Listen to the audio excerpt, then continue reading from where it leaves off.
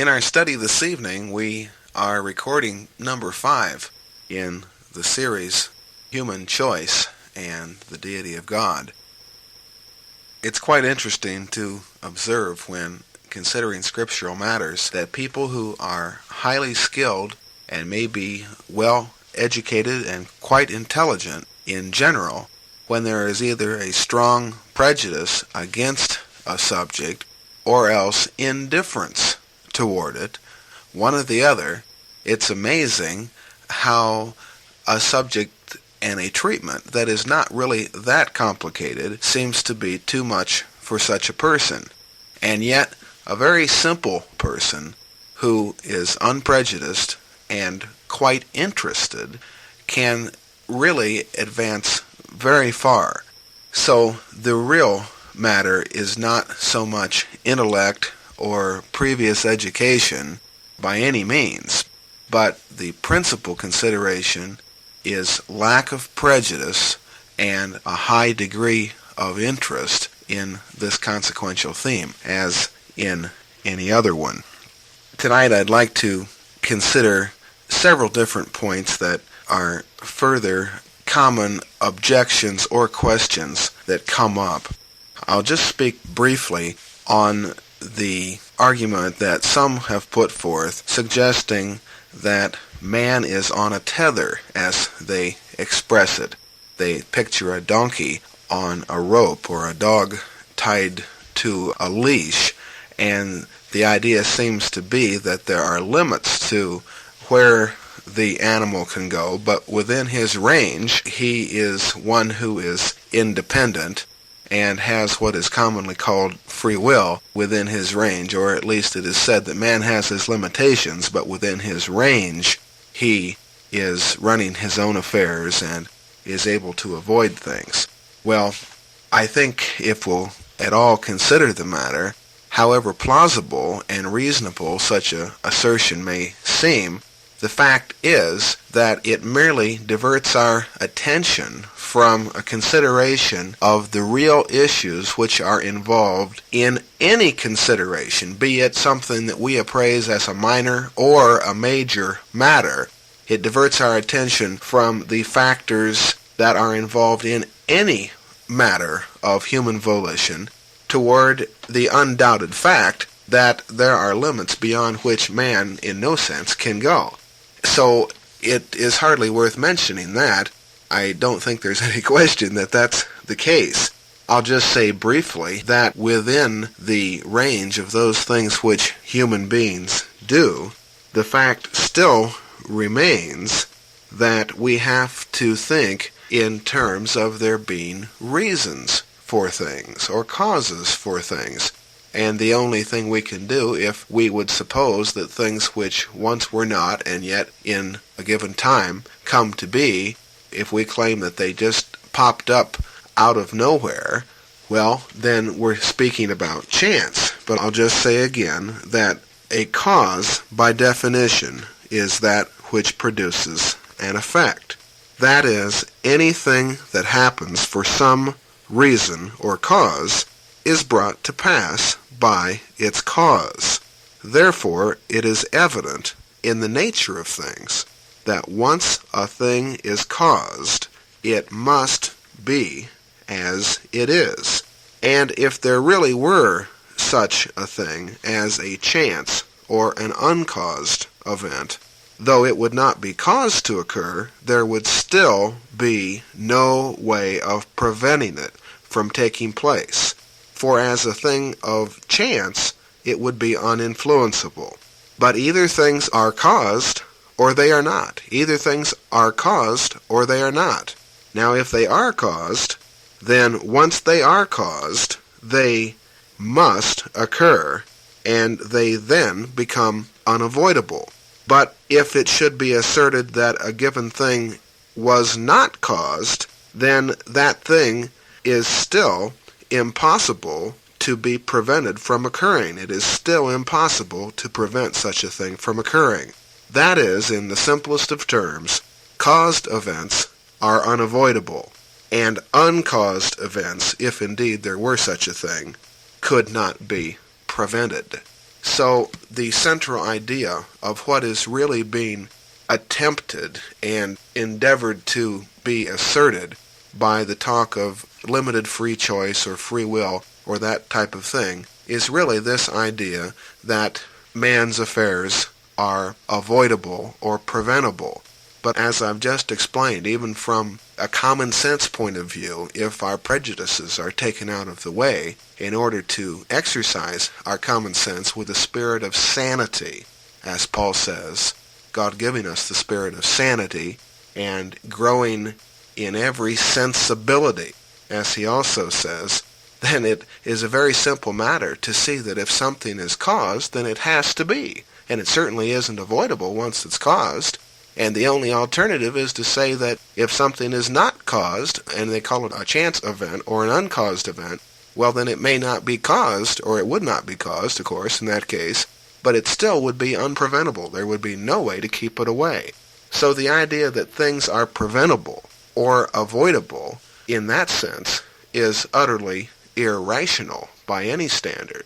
Now this may be exceedingly unpopular, but I would appeal to those who would be unprejudiced and strongly desiring to know and be much more interested in sanity and sensibility and truth than they are in their own gratifications or one thing or another of prejudice. It certainly isn't enough, and actually it proves nothing, to list verses from the Scriptures where the word choice or the word will or some equivalent concept is stated, and then to reason from that one's ideas about avoidability of chosen deeds or the preventability of chosen deeds is therefore approved and given approbation in the Scripture. That is very much irrational and would not be asserted by anyone who was thinking clearly. For instance, we could turn to a passage such as 1 Corinthians 16:12, where it speaks of a man having it evidently not be his will to do a certain thing. Or in 1 Corinthians 7:37, of one who had authority as to his own will, whether to marry or not marry. And some people have this authority or power as to their will, and others do not. That's certainly true. Or in 1 Peter 4:3, the expression, the intention of the nations is spoken of. Or Ephesians 2, verse 3, the will of the flesh is stated. Or we could turn to Deuteronomy chapter 30, where the command is given to choose life.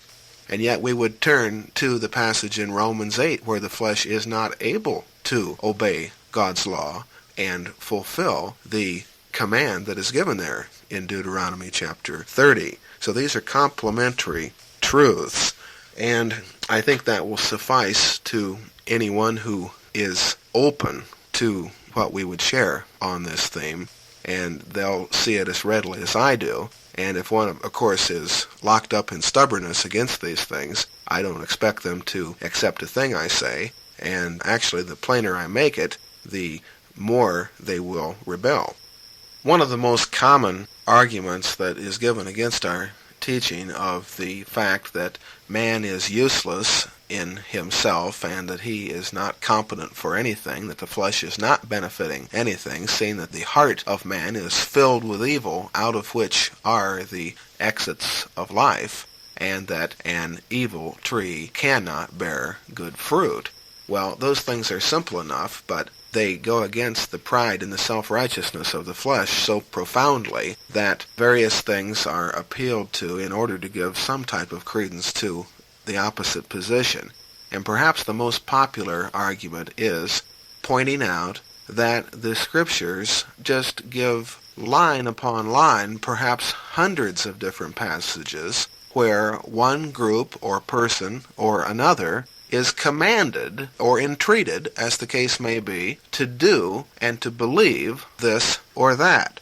Then it is reasoned from that fact that, therefore, man must have the wherewithal within himself, or at least after God should make such a thing possible, it must well lie within man's resources to carry this out, or else it would either be unreasonable or unjust or some other thing for him to be entreated or commanded. I know of no better reply to that claim and the persuasiveness that it seems to have on a superficial level than Martin Luther's reply to Erasmus, who made that charge hundreds of years ago. And this is Luther's book, The Bondage of the Will, which I would highly recommend as a very helpful study on this theme. I'll just read a few excerpts from Luther's reply, beginning on page 145. First then, if I should demand of her, that is, of the writing of Erasmus, called the Diatribe, if I should demand of her, of Erasmus' writing, how it can be proved that the freedom of the will in man is signified and inferred, wherever these expressions are used, if thou wilt, if thou shalt do, if thou shalt hear, she would say, because the nature of words and the common use of speech among men seems to require it. Therefore she judges of divine things and words according to the customs and things of men, than which what can be more perverse, seeing that the former things are heavenly, the latter earthly. Like a fool, therefore, she exposes herself, making it manifest that she has not a thought concerning God, but what is human. But what if I prove that the nature of words and the use of speech, even among men, are not always of that tendency as to make a laughingstock of those to whom it is said, if thou wilt, if thou shalt do, if thou shalt hear, that is, if one who is given that instruction was not able to respond to it in himself? Well, what would occur then? Luther says this, how often do parents thus play with their own children when they bid them come to them, or do this or that, for this purpose only, that it may plainly appear to them how unable they are to do it, and that they may call for the aid of the parent's hand.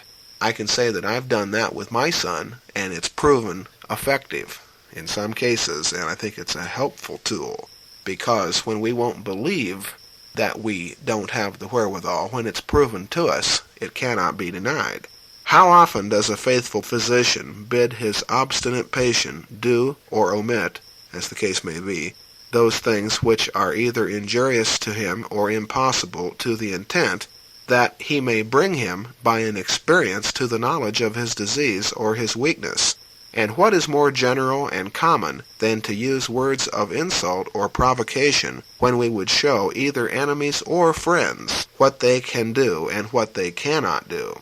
I merely go over these things to show reason, that is, reason personified, her own conclusions, and how absurdly she tacks them to the Scriptures. Moreover, how blind she must be not to see that they do not always stand good even in human words and things. But the case is, if she see it to be done once, she rushes on headlong, taking it for granted that it is done generally in all the things of God and men, thus making, according to the way of her wisdom, of a particularity and universality.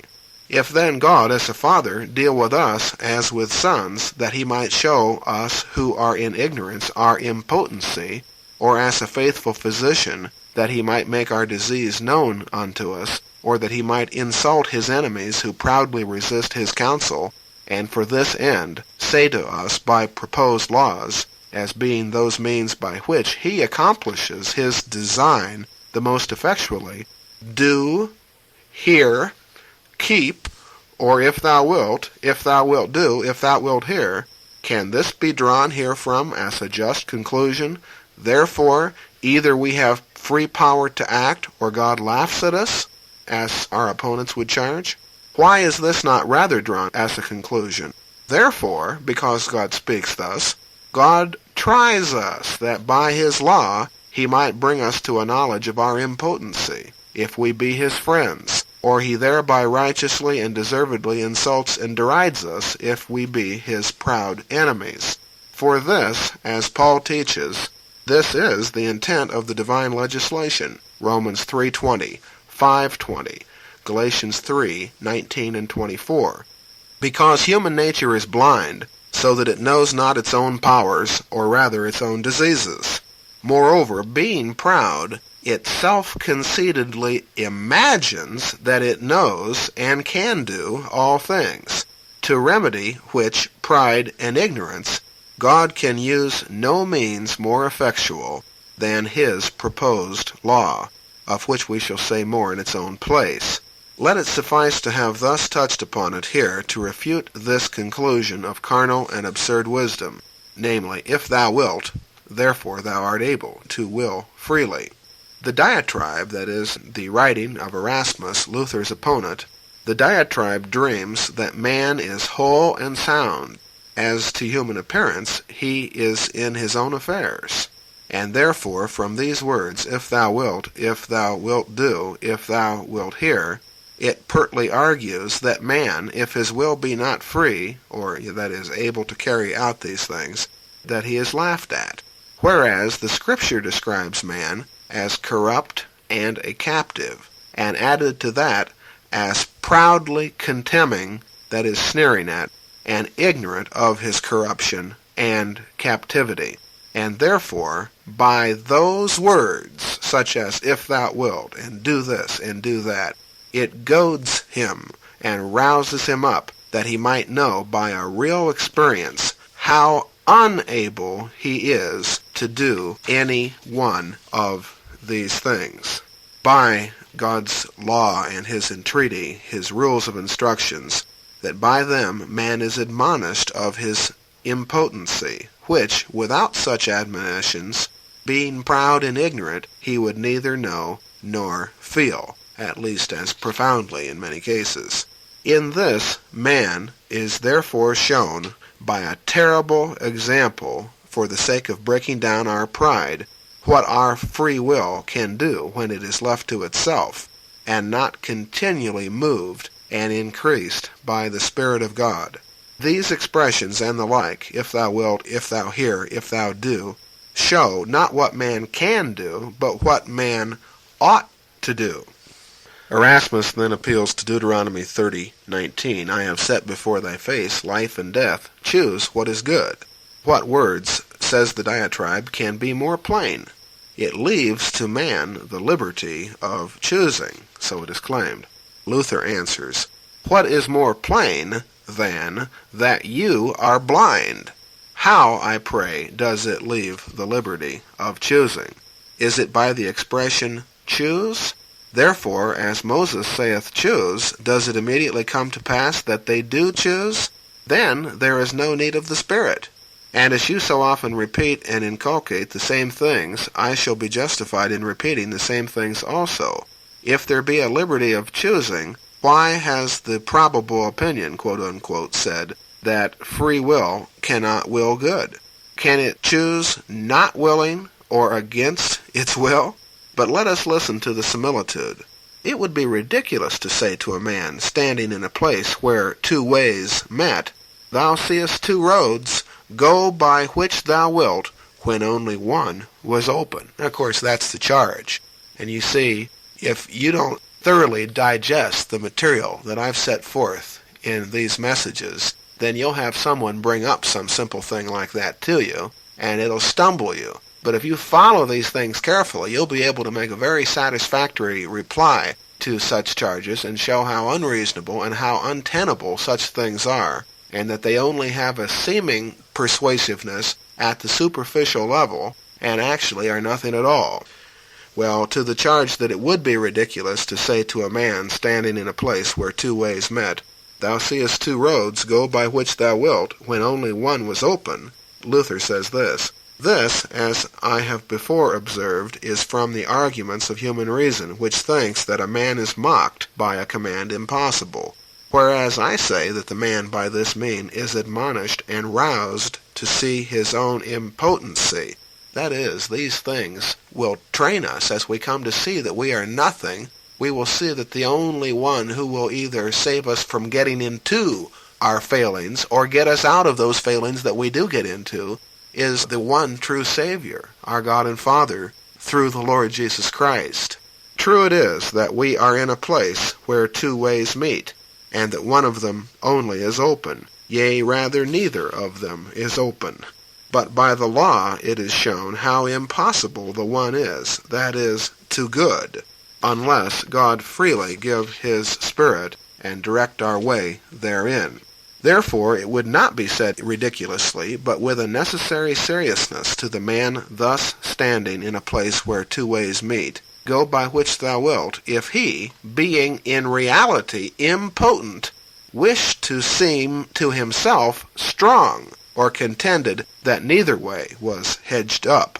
Wherefore the words of the law are spoken, not that they might assert the power of the will, but that they might illuminate the blindness of reason, that it might see that its own light is nothing, and that the power of the will is nothing. By the law, or through law, saith Paul, is the recognition of sin. He does not say it is the abolition of, or the escape from sin. The whole nature and design of the law is to give knowledge only, and that of nothing else save of sin, but not to discover or communicate any power whatever. For knowledge is not power, nor does it communicate power, but it teaches and shows how great the impotency must there be, where there is no power. The whole that the law does, according to the testimony of Paul, is to make known sin, that man by the words of the law is admonished and taught what he ought to do, not what he can do. Heap together, therefore, out of the large concordances all of the imperative words, those commands, into one chaos, provided that they be not words of the promise, but of the requirement of the law only, and I will immediately declare that by them is always shown what men ought to do, not what they can do or do. And even common grammarians and every little schoolboy in the street knows that by verbs of the imperative mood nothing else is signified than that which ought to be done, and that which is done or can be done is expressed by verbs of the indicative mood. Thus, therefore, it comes to pass that you theologians are so senseless and so many degrees below even schoolboys that when you have caught hold of one imperative verb, you infer an indicative sense, as though what was commanded were immediately and even necessarily done, or possible to be done.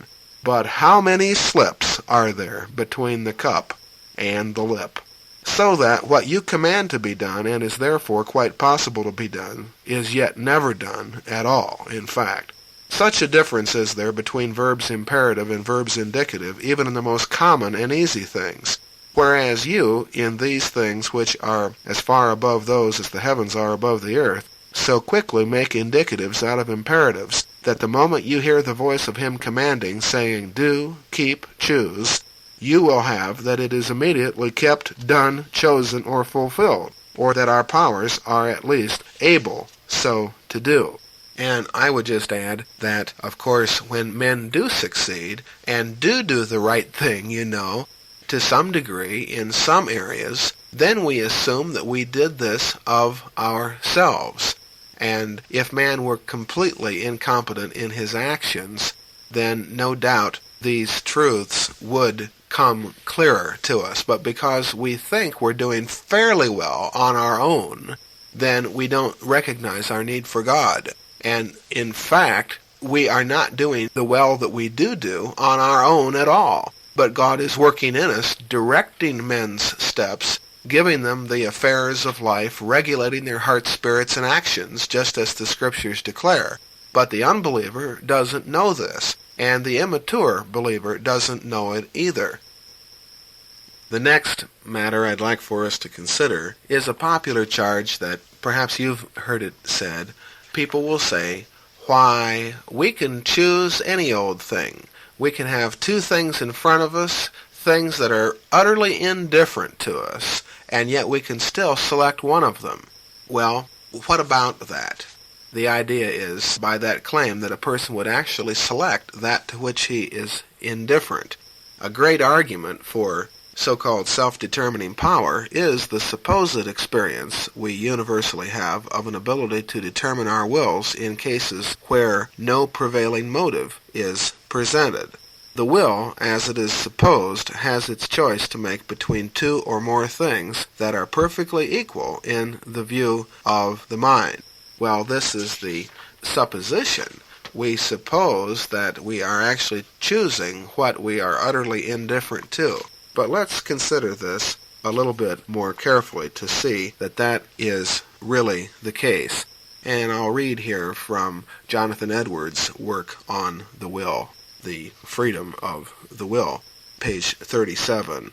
There is no great difficulty in showing in such instances as are alleged, not only that it must needs be so that the mind must be influenced in its choice by something that has a preponderating influence upon it, but also how it is so.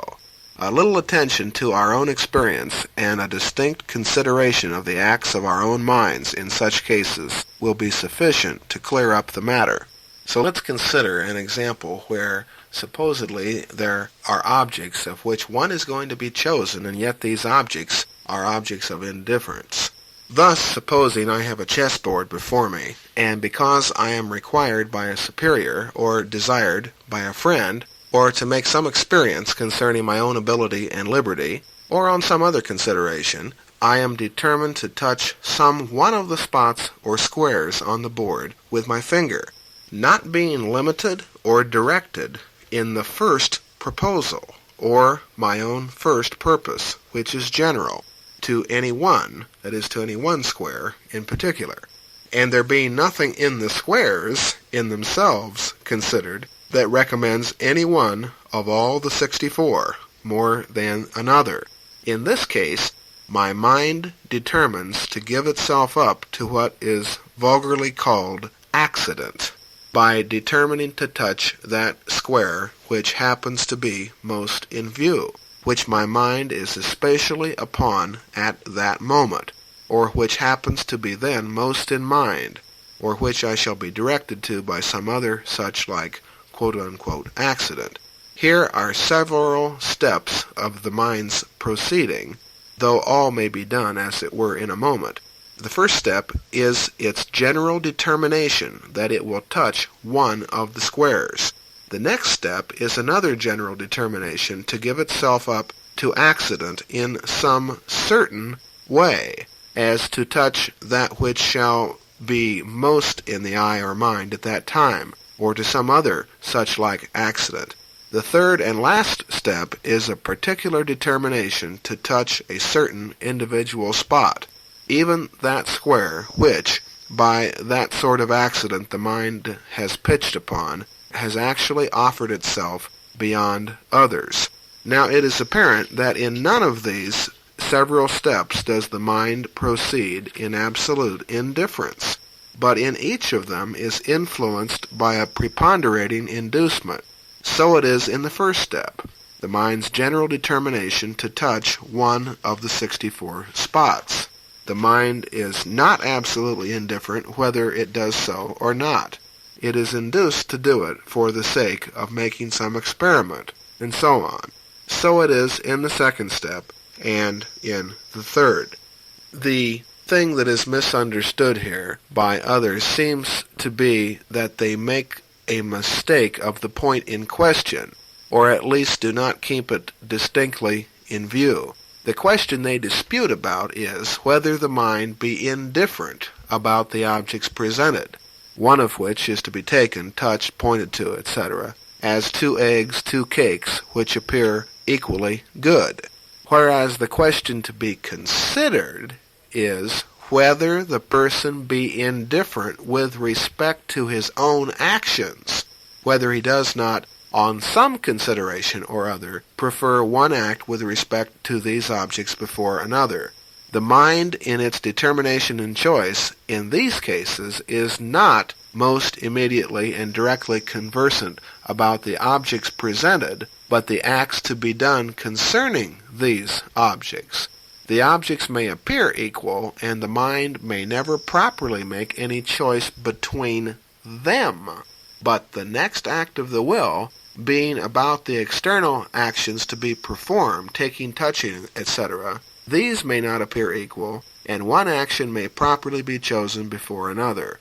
In each step of the mind's progress, the determination is not about the objects, unless indirectly and improperly, but about the actions, which it chooses for other reasons than any preference of the objects. and for reasons not taken at all from the objects. That is simply to say that you would choose to select that object at a given moment which was the one most predominant in your view, but you would not be taking it because it was preferable in itself to another object, but simply because it was most prominent in your view. There is no necessity of supposing that the mind does ever properly choose one of the objects before another, either before it is taken or afterwards.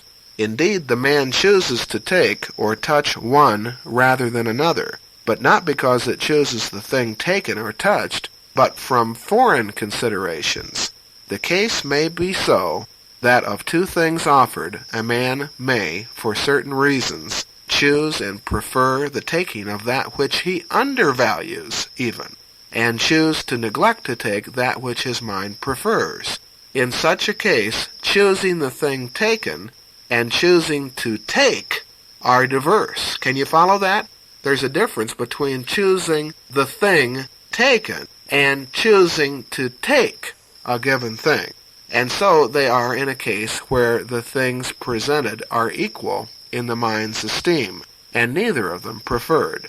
All that fact makes evident is that the mind chooses one action rather than another, and therefore the arguments which they bring in order to be to their purpose ought to be to prove that the mind chooses the action in perfect indifference with respect to that action, and not to prove that the mind chooses the action in perfect indifference with respect to the object, which is very possible, and yet the will not act without prevalent inducement and proper preponderation. Another reason of confusion and difficulty in this matter seems to be not distinguishing between a general indifference, or an indifference with respect to what is to be done in a more distant and general view of it, and a particular indifference, or an indifference with respect to the next immediate act, viewed with its particular and present circumstances. A man may be perfectly indifferent with respect to his own actions in the former respect, and yet not in the latter. Thus, in the foregoing instance of touching one of the squares of a chessboard, when it is first proposed that I should touch one of them, I may be perfectly indifferent which I touch, because as yet I view the matter remotely and generally, being but in the first step of the mind's progress in the affair. But yet, when I am actually come to the last step, and this may involve a very short time, in an instant, and yet there are the steps involved, yet when I am actually come to the last step, and the very next thing to be determined is which square is to be touched, having already determined that I will touch that which happens to be most in my eye or mind, and my mind being now fixed on a particular one, the act of touching that, considered thus immediately, and in these particular present circumstances, is not what my mind is absolutely indifferent about, but in fact what I choose and prefer to touch. I have only included this material that I realize is not altogether easy in reply to the claim that supposedly we could choose something that we were indifferent to, in order to help us to have something profitable to reply to those who would make the charge, so that you wouldn't be stumbled by it. I know the material is a little abstruse, but don't just say to yourself, because you don't get it the first time, that you'll never get it. You go over it 15 or 20 times, and maybe you'll get it real well. I have to do that to get these things. I don't get them the first time either, but I go over them 15 or 20 times, in God's grace, until I do get them. Well, let's consider another important point that needs to be considered. Perhaps you've heard many say that our teaching is a teaching that says God is the author of sin, they say. Well, number one, I would say, is it left to us to determine whether that is a good thing or a bad thing? And number two, that author of sin is a highly inflammatory and prejudicial expression. I replied to that charge briefly in one of the earlier messages, but I'd like to say some more about it now. And I think there's a distinction that we can make here. As, for instance, God certainly did foreknow, long before Judas, for example, was born, that if he ordered things so, that there should be such a man born at such a time, and at such a place, and that his life should be preserved, and that he should, in divine providence, be led into acquaintance with Jesus, and that his heart should be so influenced by God's Spirit or providence as to be inclined to be a follower of Christ, and that he should be one of the 12, which should be chosen constantly to attend him as his family, and that his health should be preserved, so that he should go up to Jerusalem at the last Passover in Christ's life. And if it should be so ordered that Judas should see Christ's kind treatment of the woman which anointed him at Bethany, and have that reproof from Christ which he had at that time, and see and hear other things which excited his enmity against his master, and that if other circumstances should be ordered, as they were ordered, it would be what would most certainly and infallibly follow, that Judas would betray his Lord, and would soon after hang himself, and die. And I would say that those who object that this doctrine makes God the so-called author of sin ought to distinctly explain what they mean by that phrase. Here I'm sharing from page 157 in Edwards' work on the will. I know the phrase author of sin, as it is commonly used, signifies something very ill, something very awful. If by the author of sin it is meant the sinner, the agent or actor of sin, or the doer of a wicked thing, so it would be a reproach and a blasphemy to suppose God to be the author of sin in such a way as that. In this sense, I utterly deny God to be the author of sin, rejecting such an imputation on the Most High as what is infinitely to be abhorred, and deny any such thing to be the consequence of what I have laid down. But if by the author of sin is meant the permitter or not hinderer of sin, and at the same time a disposer of the state of events in such a manner for wise, holy, and most excellent ends and purposes, that sin, if it be permitted or not hindered, will most certainly and infallibly follow, having been disposed and directed toward that end. I say if this be all that is meant by being the author of sin, I do not deny that God is thus the author, though I dislike and reject the phrase as that which by use and custom is apt to carry another sense. It is no reproach for the Most High to be thus the author of sin, if you will. This is not to be the actor of sin, but on the contrary, of holiness. What God does herein is holy, and a glorious exercise of the infinite excellency of his nature. And I do not deny that God's being thus the author of sin follows from what I have laid down.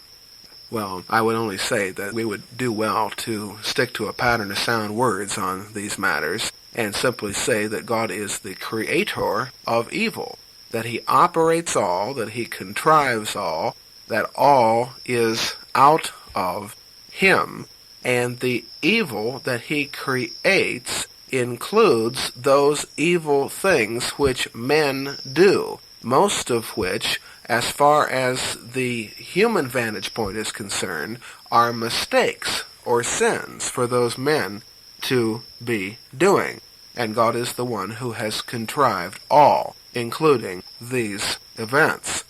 Edward says that it is most certainly so that God is in such a manner the disposer and orderer of sin is evident if any credit is to be given to the Scripture, as well as because it is impossible in the nature of things to be otherwise. And I think I've pointed that out amply in a number of different ways. In such a manner, God ordered the obstinacy of Pharaoh in his refusing to obey God's command to let the people go. Exodus 4:21. I will harden his heart, that he shall not let the people go. I would say that in Exodus there are three different Hebrew words. There is the word harden, the word strengthen or fortify, and the word honor or glorify. Pharaoh honored and gloried in his own heart when he saw the power that he had. And God strengthened or fortified Pharaoh, and he also hardened him. He didn't merely harden him, but make him a weak, hard person, or he didn't merely make him a strong person, but without hardness. But he both hardened him and strengthened and fortified him. And if you have the proper terminology of the rendering of Exodus, and maybe we can give a study on that sometime. I do have all those marked in my Bible, and when the Concordant version of the Hebrew Scriptures comes out, you'll be able to see all of that. But I just say that briefly in passing now. In chapter 8, verses 2 through 5 of Exodus, Aaron thy brother shall speak unto Pharaoh, that he send the children of Israel out of his land. And I will harden Pharaoh's heart, and multiply my signs and my wonders in the land of Egypt. But Pharaoh shall not hearken unto you, that I may lay my hand upon Egypt by great judgments, and so on. I do hope that our friends would be careful and appreciative of the way we set this matter forth, for we have a zeal for God's honor, I trust, as much as all. It is not a teaching we are setting forth that God is forcing men to sin or making them act contrary to their wills or anything of the kind. It is rather that man has been constituted by God in a certain way, and he has been given a heart which God created in him, which is full of evil. And if we will simply look at simple principles in nature that Christ appeals to, I think that this is a simple matter that we can grasp just as easily as we can grasp, if we're not stubborn, what I have said a number of times concerning if something is caused, then it has to be, and if it isn't caused, it can't be prevented. That is very satisfactory and simple. And likewise, it's very satisfactory and simple to see that God has created man with such a heart as he has. And to take the illustration of a tree, in Matthew 12:33, either make the tree ideal and its fruit ideal, or make the tree rotten and its fruit rotten. Verse 34, progeny of vipers, how can you be speaking what is good, being wicked? For out of the superabundance of the heart, the mouth is speaking, you see. And if a good man out of his good treasure is extracting good things, and the wicked man out of his wicked treasure is extracting wicked things. And the thing is that anything that is good has to come from God, for there is one who is good, as Christ himself said. There's no goodness in man built in, you might say. If there's a man who, even in a relative sense, is a good man, that goodness that he does have is something that God has given to him. You cannot get anything except it is given to you from heaven. John 3:27. And what do you have but what you've received? 1 Corinthians chapter 4. Well, I think that's a good testimony on this. And similarly, in Romans 9, where Paul cites from Isaiah, in verse 29, from Isaiah 1, verse 9, except the Lord of hosts conserved us a seed. It's a form of the word salvation, like a conservation program. Except the Lord of hosts conserved us a seed, as Sodom would we become, and to Gomorrah would we be likened. It's just a simple thing that we in ourselves are constituted in such a way that there will be nothing good and only evil come from us when left to ourselves. And if we are to do good in any sense, in any way, to any degree, it must be a goodness which God puts in us and fulfills through us. There's an illustration that might be helpful to help us to see this concerning the sun and the heat in the day and the cold at night. As there is a vast difference between the sun's being the cause of the lightsomeness and warmth of the atmosphere, I'm quoting again from Edwards here on page 160, and brightness of gold and diamonds, that is, there's quite a difference between the sun's being the cause of the lightsomeness and the warmth of the atmosphere, and brightness of gold and diamonds by its presence and positive influence, and its being the occasion of darkness and frost in the night by its motion whereby it descends below the horizon. The motion of the sun is the occasion of the latter kind of events, but it is not the proper cause, efficient, or producer of them, though they are necessarily consequent on the motion under such circumstances. No more is any action of the divine being the cause of the evil of men's wills. In that sense, we have to be very careful how we use these terms. If the sun were the proper cause of cold and darkness, it would be the fountain of these things, as it is the fountain of light and heat. And then something might be argued from the nature of cold and darkness to a likeness of nature in the sun, and it might be justly inferred that the sun itself is dark and cold, and that its beams are black and frosty, but from its being the cause no otherwise than by its departure, no such thing can be inferred.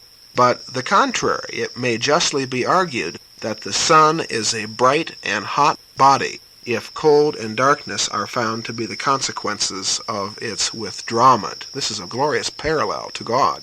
And the more constantly and necessarily these effects are connected with and confined to its absence, the more strongly does it argue the sun to be the fountain of light and heat.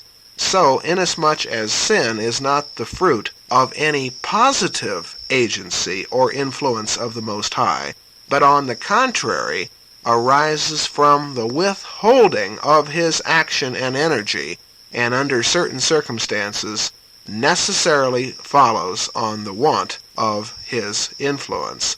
This is no argument that he is sinful, or his operation sinful, or has anything of the nature of wickedness about it, but on the contrary, that he and his agency are altogether good and holy, and that he is the fountain of all holiness. It would be strange arguing indeed, because men never commit sin but only when God leaves them to themselves, and necessarily sin, therefore, when he does so, that therefore their sin is not from themselves but from God, and so that God must be a sinful being. As strange as it would be to argue because it is always dark when the sun is gone, and never dark when the sun is present, that therefore all darkness is from the sun, and that his disk and beams must needs be black. It properly belongs to the supreme and absolute governor of the universe to order all important events within his dominion by his wisdom. But the events in the moral world are of the most important kind. All of them are, such as the moral actions of intelligent creatures and their consequences. These events will be ordered by something. They will either be disposed by wisdom, or they will be disposed by chance. That is, they will be disposed by blind and undesigning causes, if that were possible, and could be called a disposal.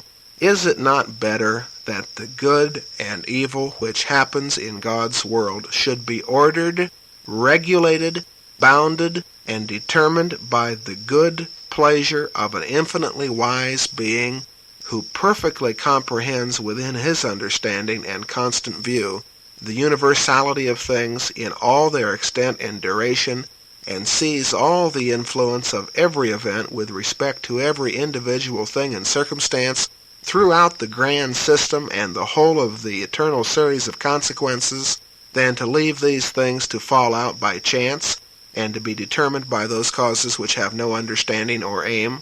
Doubtless, in these important events there is a better and a worse, as to the time, subject, place, manner, and circumstance of their coming to pass, with regard to their influence or the state and course of things.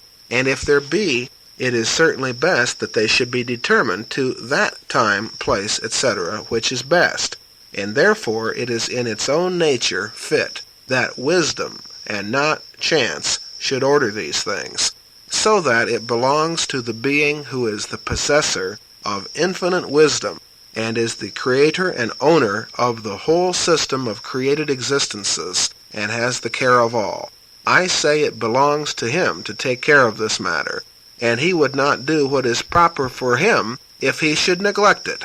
And it is so far from being unholy in him to undertake this affair, that it would rather have been unholy to neglect it, as it would have been a neglecting what fitly appertains to him. and so it would have been a very unfit and unsuitable neglect.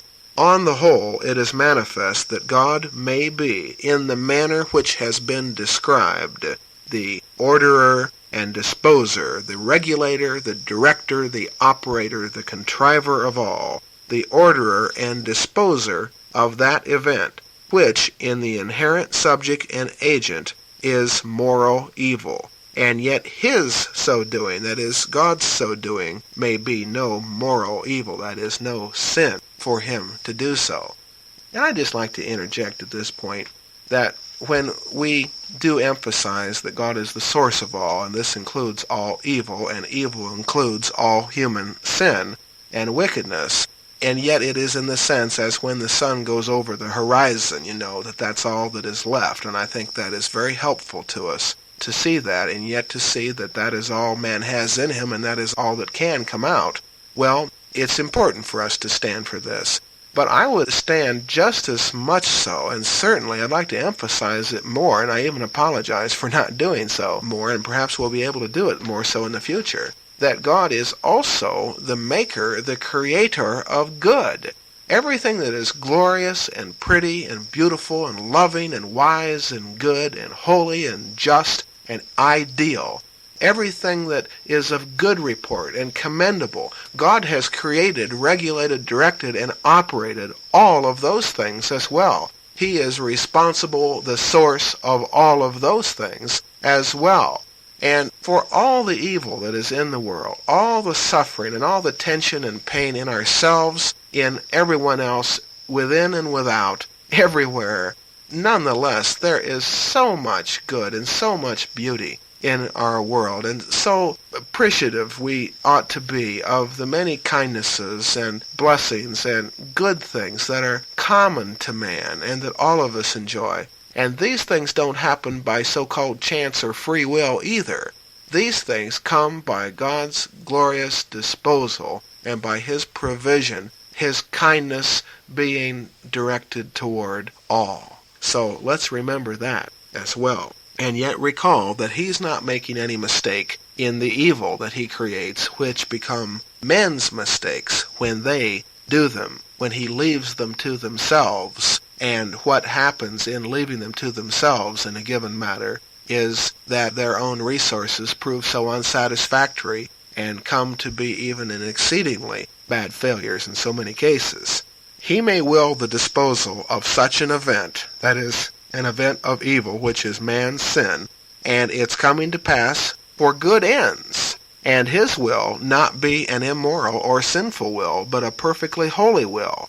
And he may actually, in his providence, so both dispose and permit things, that is, cause them in a certain sense to bring them to pass, and then not act when they transpire so that they wouldn't occur, that is, to dispose and permit things, that the event may be certainly and infallibly connected with such disposal and permission, and his act therein not be an immoral or unholy, but a perfectly holy act.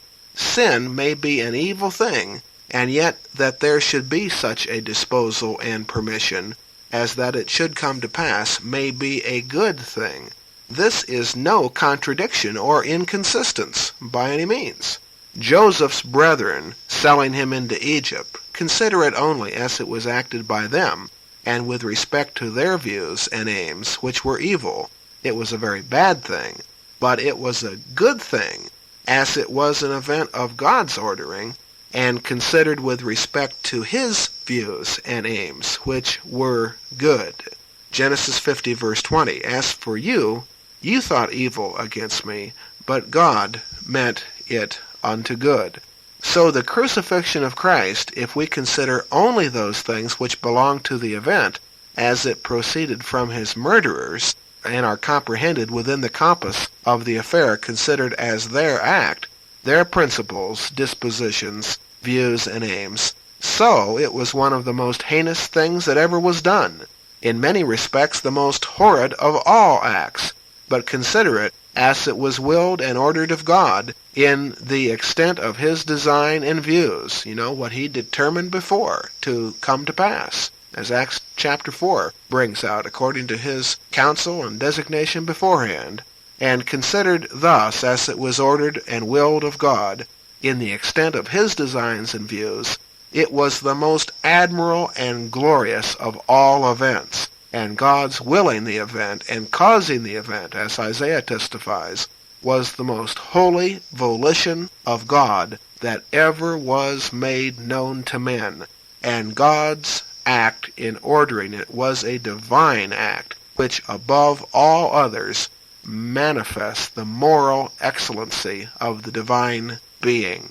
You see, brethren, here we are really getting into the very depths of God and his great and profound wisdom, and we are in areas that call for reverence and seriousness and careful, thoughtful, sober attention. Of course, I have recommended A. Enoch's work, The Problem of Evil and the Judgments of God, before, and I would do so again, and especially recommend the article on the theme we've just considered, of how an act is the worst thing imaginable in one sense and the best thing conceivable in another, in the article entitled Sin's Justification. That's right, there is the justification of sin. The article begins on page 157. And, of course, just to give you a preview for those of you who haven't read it, there is no justifying it in itself, but there is justifying it in a temporary expediency toward a good end. That God's purpose is never for that sin and is never for any evil. It's always for the good to come at the latter time.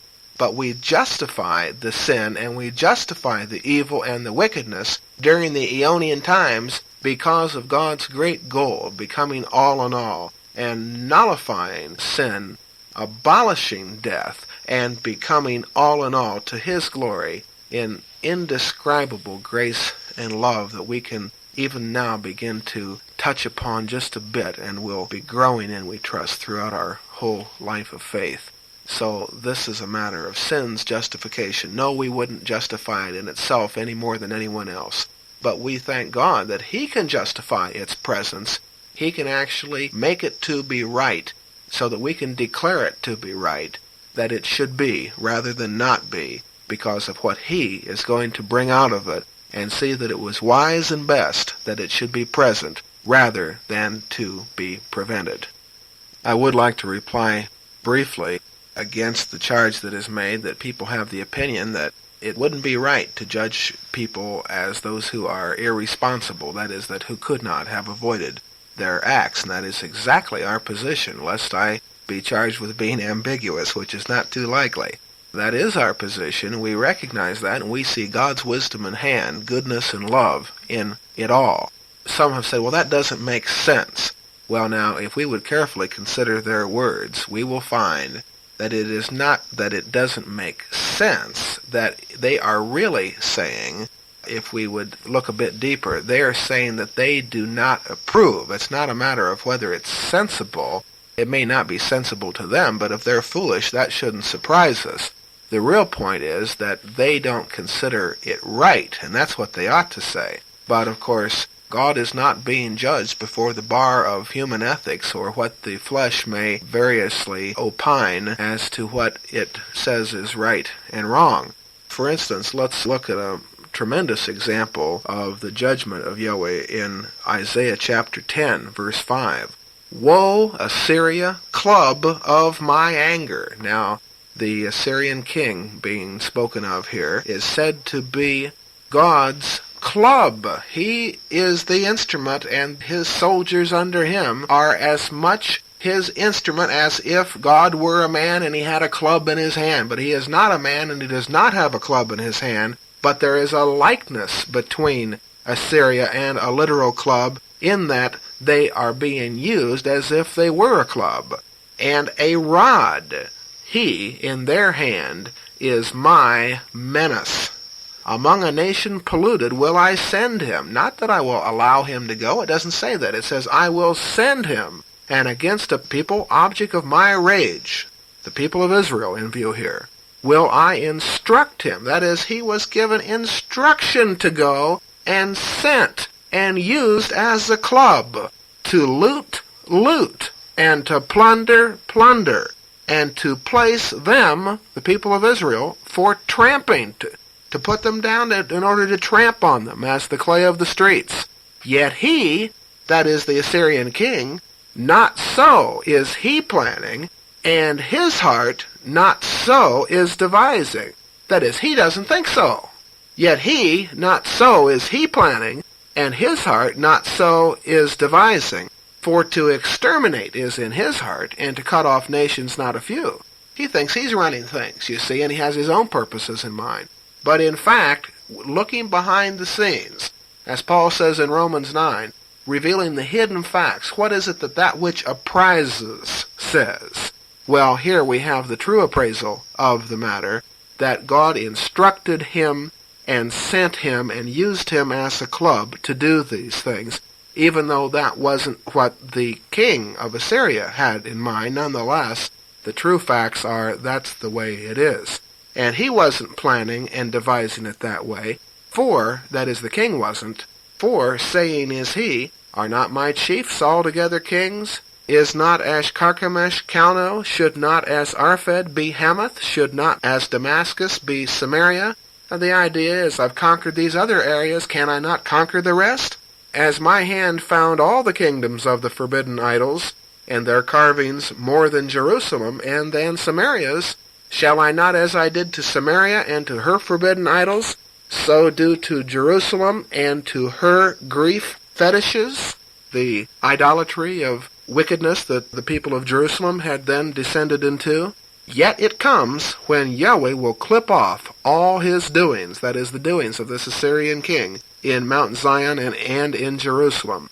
I will visit evil on the fruit of the insolent heart of the king of Assyria, and the high beauty of his eyes. See, the fruit of his insolent heart of this king of Assyria was that he thought he was doing these things for his glory and for his purpose, when all the time he was instructed and sent by Yahweh to be doing them, and this was the fruit or the result of what came out of his insolent heart. And the evil would be visited upon that result or fruit of his heart and the high beauty of his eyes, thinking how great he was and not recognizing that he's merely a piece of pottery. For, says he, the king, by the vigor of my hand I did it, and by my wisdom for understanding have I. He's not going to be punished for having done so-called free will sin. He is going to be judged and have evil visited upon him because he thinks he did these things of himself when all the time he was instructed and sent by Yahweh to be doing them and was a mere club in the hand of the deity. And yet he thought that by his own hand he did it, and by his own wisdom and his understanding that he thought was his own. And I am taking away the boundaries of the people, and their equipment I rob. Well, in a secondary sense he was, but he didn't know God, you see. And I am bringing down as a sturdy one their dwellers, and my hand is finding as a nest the estate of the peoples. And as one gathers forsaken eggs, the entire earth do I gather. He was just so taken up with being a potter when he was actually a pot. And no one comes to be ruffling a wing, the king says, or opening wide the mouth and chirping. That is, he could just go out and do whatever he wanted and no one bothered him. And yet here is God's reply to that man who was actually his club. Will the axe beautify itself over the one hewing with it? Should the chief's mace magnify itself over the one waving it, as if a club is also waving the one raising it? I mean, how foolish. As if a club is also waving the one raising it. No, the king was the club. God was the one raising the club, as if a rod is raising one who is not wood. Wherefore, because the king was thinking these foolish things, the Lord, Yahweh of hosts, will send upon his stout ones leanness, and under his glory will glow a glowing as the glowing of fire, and the light of Israel will come to be a fire, and his Holy One to be a blaze. Well, just gives us an illustration of how God actually uses humans by his contriving of all, and they are carrying out his counsel. They're the men of his counsel, which he brings to pass by simply leaving them to what is in them and putting them in certain circumstances. He arranges and directs these matters so that it will infallibly follow what he intends, and yet without directly causing them to do so, but yet indirectly causing them to do so because of having made them in a certain way and put them in certain circumstances, knowing the laws of his entire creation and what will infallibly transpire and follow as a consequence of his prior disposal. A good example of this whole matter would be A.K.'s article, The Deity of God, beginning on page 211 in the book on the problem of evil. The argument is set forth, if God purposed that sin should enter the world, why does he cast Satan into the lake of fire for doing what it was planned he should do? Well, on the surface, this question seems reasonable and right, but beneath its demand for fairness lies the most malignant of all sins. God is put in the same category with man. He is placed on trial by a jury of his peers. He is called to account as though he were a criminal, and we were gods, high and mighty, and far more just than he. It denies his deity. It undermines his supremacy. Man takes his empty throne and is seated in the place of power. What the great apostle of the nations was confronted with the equivalent of this question, he did not even deign to answer it. Romans 9:19. None who ask it can be enlightened unless, first of all, they take the place which becomes them. They take the place which becomes them in his august presence. So we echo the apostle's reply. Of those who seek to overthrow the truth by questioning God's right to do what he does, we simply ask, who are you? Who are you? We have no controversy with them. Their quarrel is with God. Until they bow to the Creator and acknowledge that they are merely creatures, his ways will be hidden and his doings devious and dark. As we said, I think, at the very early part of this study on the first recording, that a prerequisite to grasping most any scriptural subject, especially this theme, is if we would be becoming wise in those things which are of the Spirit of God, we must become stupid in the so-called wisdom of this eon. That's a prerequisite. Mr. Knock wrote on page 218 in regard to Pharaoh, whose heart was hardened so that he would not let the people go, and so that God's glory would be proclaimed throughout the entire earth in the great judgments that he would bring upon Egypt. Mr. Knox said this, one day in regard to Pharaoh, well may he exclaim, Blessed be the God who used my unworthy self to exalt his name and spread his fame. It is an honor to have been trodden beneath his feet. Remember that judgment involves setting right, and all will be set right for Pharaoh, and God is fond of him, and Pharaoh is part of the world that God loves. So keeping these things in mind, and the very character of God, he's not unmindful of how he has dealt with him or with any other human being, whether they've been a vessel of mercy or a vessel of indignation, or the great varieties of people within those two great classes. So keeping these things in mind, and remembering those who undergo the most are going to have the greatest blessing when they're delivered out of it, and so that there is a compensation for everything, and no one is going to be gypped, in the vernacular, if you will, in the long run, and it will all have the books balanced ideally. There's no complaining when it all is said and done, and anything that appears superficially or temporarily unjust or unsatisfactory will not be so when judging is completed and God becomes all in all. Then we will have the wisdom that he already has to see the useful purpose that everything, and I do mean everything along the way, served, and that it was best that each thing should be as it was rather than otherwise, because it is the counsel of God's own will according to which he operates all. That is, what he chooses or prefers or sees to be best as the basis of the advice that he takes from no one but his own choice, and then operates according to that choice. When we see these things, will just marvel and glory indescribably in his greatness and his wisdom, and see that everything was best to be just as it was, and was for the highest good, and was never at the expense of anyone in the long run. It was all just and good, and no one suffered unjustly, because God will compensate all for all they go through in one way or another by the consummation. Actually, God treats all mankind the way that even human courts here in America deal with minors. When they see a child, that even these human judges are sensible enough to see that under the circumstances that they had in a home, that they were not responsible for the things they got into with their actions. They imagine, due to their disqualified minds, that some people are responsible for their actions. But they even have the sensibility to see that in some cases, at least, minors at least, and even some adults, are not responsible in some cases, and yet they still bring them into judgment for their sake, and for the sake of society, and for reform, and for warning, and for correction and safety. So there are good reasons for judgment. We're not doing away with judgment or anything of the kind. We're rather seeing its true place, and that God is bringing indignation on the irreverence and the unjustness of men. But he recognizes those creatures for what they are, his pottery in his hands.